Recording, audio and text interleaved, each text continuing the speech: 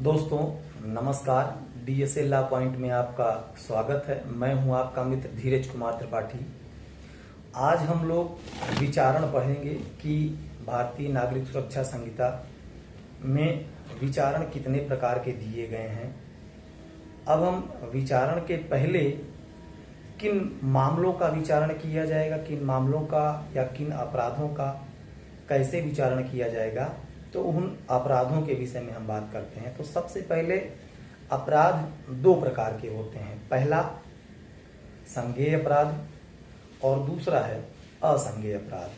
संज्ञेय अपराध को बीएनएसएस की धारा 2G में परिभाषित किया गया है, जिसके अनुसार संज्ञेय अपराध ऐसे अपराध होते हैं जो भारतीय नागरिक सुरक्षा संहिता की प्रथम अनुसूची या किसी अन्य विधि में इस तरीके से बनाए गए हैं कि उनमें वारंट के बिना पुलिस अधिकारी उसको गिरफ्तार कर सकता हो, वे संज्ञेय अपराध होते हैं, जिनका अन्वेषण पुलिस अधिकारी बिना किसी आदेश के कर सकता है।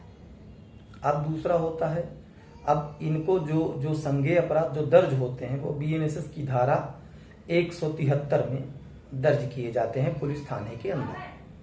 अब दूसरे अपराध वे होते हैं असंज्ञेय अपराध, जिनको की धारा 2O में परिभाषित किया गया है। वे ऐसे अपराध होते हैं कि जिनमें पुलिस अधिकारी बिना वारंट के किसी को गिरफ्तार नहीं कर सकती है तथा इनका अन्वेषण भारतीय नागरिक सुरक्षा संहिता की धारा 174 सब क्लास 2 में मजिस्ट्रेट के आदेश के बिना कोई भी पुलिस अधिकारी इन्वेस्टिगेशन इस पर नहीं कर सकता है। अब ये अपराध के रूप में हो गए। अब किन मामलों का विचारण होता है, तो मामले भी दो प्रकार के होते हैं, एक वारंट मामला और एक समन मामला। वारंट मामला को धारा 2Z में परिभाषित किया गया है भारतीय नागरिक सुरक्षा संहिता के।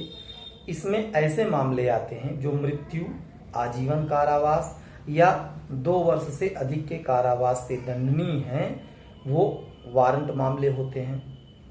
और दूसरा है समन मामला। समन मामला को धारा 2X में परिभाषित किया गया है। समन मामले वे मामले होते हैं जो पहला तो वारंट मामला नहीं है तथा दूसरा ऐसे मामले जो 2 वर्ष तक के कारावास से दंडनीय हैं, वो समन मामले होते हैं। अब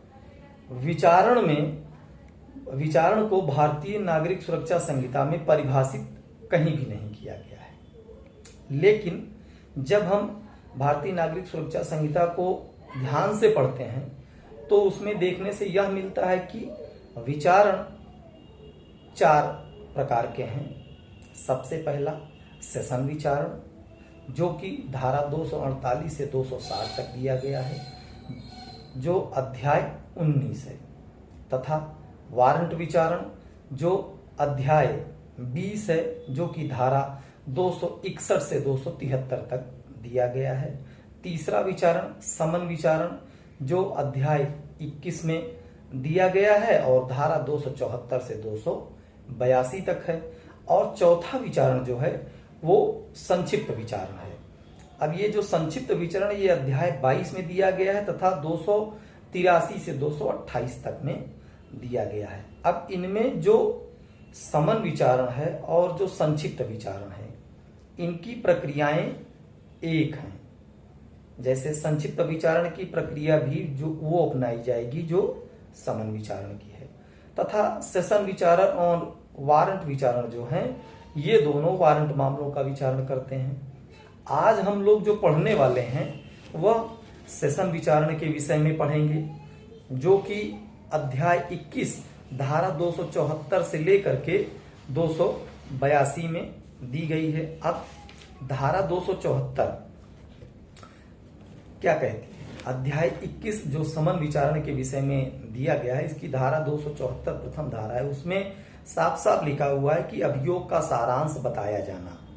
तो इसका मतलब यह है कि जो समन मामले होंगे उसमें आरोप बनाने की जरूरत नहीं, आरोप विरचित करने की जरूरत नहीं है।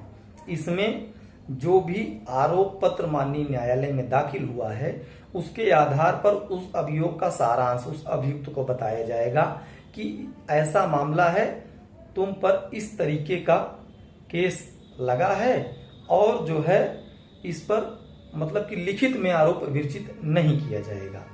लेकिन इसमें एक चीज यह भी दी गई है कि यदि उस पूरी पत्रावली को देखने के बाद मजिस्ट्रेट को यह लगता है तब वह अभियुक्त को निर्मुक्त कर सकेगा। मतलब उसी स्टेज पर आरोप पत्र न्यायालय में दाखिल हुआ और कार्यवाही शुरू हुई, उसके पहले स्टेज पर जब अभियोग का सारांश बताया जाना होगा उस समय मजिस्ट्रेट ये अवलोकन करके देख सकता है कि क्या ऐसे अभियुक्त को इसी स्टेज पर निर्मुक्त कर देना चाहिए, तो उसका प्रभाव डिस्चार्ज का होगा, उन्मोचन का होगा, जो कि पहले ऐसा प्रावधान दंड प्रक्रिया संहिता 1973 में नहीं थी समन विचारण में। इसे नया जोड़ा गया है कि अभियोग का सारांश बताए जाने पर ही उस स्टेज पर किसी भी अभियुक्त को डिस्चार्ज किया जा सकेगा। उसके बाद यदि वह डिस्चार्ज नहीं हो रहा है तो उसके बाद धारा 275 है कि यदि अभियुक्त उस अपने दोष को स्वीकार कर लेता है न्यायालय के समक्ष तो उसकी दोषी होने के अभिभाग पर उसको जो है न्यायालय उसे स्वविवेकानुसार दोष सिद्ध कर सकेगा। अब इसके बाद धारा 276 ऐसे आते हैं।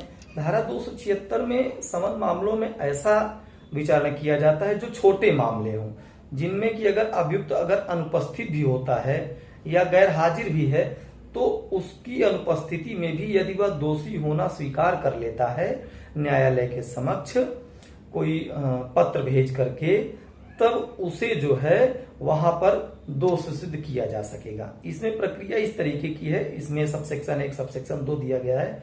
तो सबसेक्शन 1 में यह है कि धारा 229 है कि जो छोटे अपराधों में विशेष समन जारी होते हैं, कि छोटे अपराधों का विशेष मतलब यह होगा कि जैसे जिनका जुर्माना 5,000 रुपए तक है वे विशेष समन छोटे मामले माने जाएंगे, चाहे वह फिर मोटरयान के हों और चाहे नॉर्मल किसी अपराध के हों। अगर उनमें जुर्माना 5,000 तक है तो वह छोटे मामले माने जाएंगे।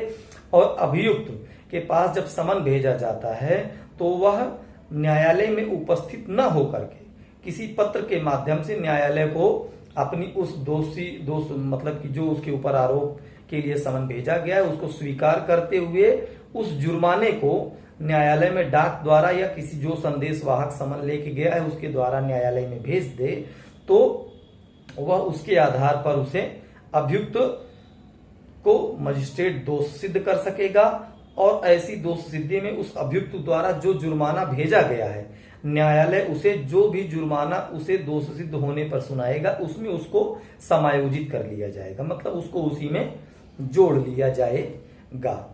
इसका सबसे छोटा अभिप्राय ये है। अब यदि जब वह दोष सिद्ध न किया जाए तो धारा 277 इसके विषय में प्रावधान करती है कि जब अभियुक्त दोषी नहीं किया जाता है तो सबसे पहले अभियोजन का साक्ष्य लिया जाएगा। साक्षी आएंगे, जो भी उसके समर्थन में गवाह हैं वो आएंगे। उनको सुनने के बाद अभियुक्त की ओर से जो भी गवाह आने हैं उनको सुनने के बाद उनका साक्ष्य लेने के बाद आगे की कार्यवाही के लिए अग्रसर होगा। न्यायालय यदि अगर उस समय ठीक समझता है तो कोई ऐसा दस्तावेज या कोई अन्य किसी साक्षी को बुलाना है तो उसे पेश करने के लिए आने के लिए न्यायालय समन जारी कर सकता है। और इसी के धारा 3 में प्रावधान किया गया है कि अगर किसी साक्षी को समन करने के पूर्व यह देखा जाता है कि वह हाजिर होने वाले उसकी उचित जो खर्चे हैं उसको भी वह जमा कर दे। और इसके बाद धारा 278 जिसमें वह अपना निर्णय सुनाएगा। उस निर्णय में उसकी दोष सिद्धि हो सकती है, उसकी दोष मुक्ति हो सकती है। तो धारा 277 में जब पूरे साक्ष्य ले लिए जाएंगे अभियोजन के और अभियुक्त के, तब माननीय न्यायालय अभियुक्त को दोष मुक्त या दोष सिद्ध कर सकेंगे। अब इसके बाद इसमें एक प्रावधान यह भी दिया गया है कि समन मामले में चाहे वह परिवाद पर हो या अन्य किसी तरीके से किया गया हो, मतलब FIR पर संस्थित हो, तो यदि अगर कोई ऐसा तथ्य है जिसको कि जो तथ्य स्वीकृत हो, एडमिटेड फैक्ट्स हो या साबित किए जा चुके हो, प्रूव्ड कर दिए गए हो न्यायालय में, तब भी अभियुक्त को न्यायालय दोष सिद्ध कर सकता है। इसका जो है अभियुक्त पर कोई प्रतिकूल प्रभाव नहीं पड़ेगा। ये था समन विचारण। इसमें 3 धाराएं और बची हैं, वो एक एक धाराओं पे अलग अलग वीडियो बनने वाला है। जैसे कि धारा 279, जिसमें कि परिवादी अगर न्यायालय में उपस्थित नहीं होता है या वह मर जाता है, उस स्थिति में न्यायालय क्या करेगा। धारा 280, परिवाद को वापस लेने की क्या प्रक्रिया है। फिर उसके बाद कौन से ऐसे मामले हैं या क्या ऐसा है कि मजिस्ट्रेट कब जो है कार्यवाही को रोक देने की शक्ति है और कब समन मामलों को वारंट मामलों में विचारित किया जा सकता है। इसका एक दूसरा वीडियो हम जल्दी ही बनाने वाले हैं। धन्यवाद।